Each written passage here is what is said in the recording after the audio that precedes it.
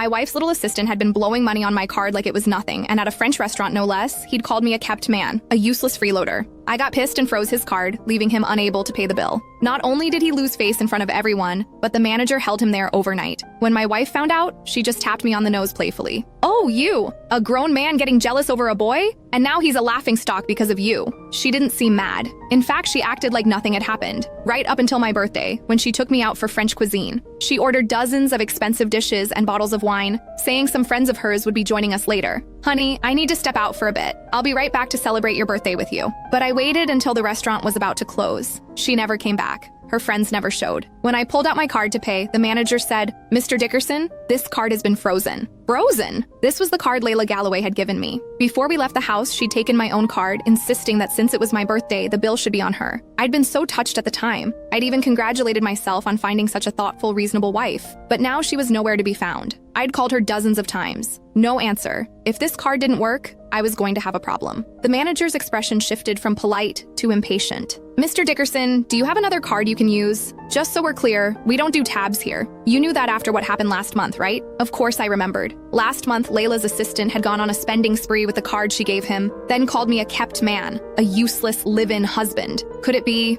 A bad feeling crept over me. Was this Layla's way of getting revenge for what I'd done to her assistant? Just as the thought crossed my mind, the click of heels echoed from the entrance. I spun around, and there was Layla Galloway walking in with her arm around Jacob Delgado, whose face was twisted with hatred as he looked at me. Behind them trailed a group of her friends, every single one watching me like I was the evening's entertainment. "Rick Dickerson, you love humiliating people who can't pay their bills, don't you? Well, now you get to experience it yourself. Let's see how you handle it." The room erupted. I heard this Rick guy married into the Galloway family, and now his wife shows up with her new man to watch him squirm? Ha! This is what happens when you're a kept husband with nothing to offer. Exactly. How long did he think his looks would last? The second a rich woman finds a younger, prettier face, his cushy life is over. My fists clenched slowly. The humiliation burned through me like fire. Just as I'd suspected, Layla had set this whole thing up to get back at me for her precious assistant. Layla walked Jacob over to a table and pulled out a chair. "Don't worry, sweetie," she said. "However Rick humiliated you that day, I'll make sure he gets it all back tonight." Jacob's face lit up.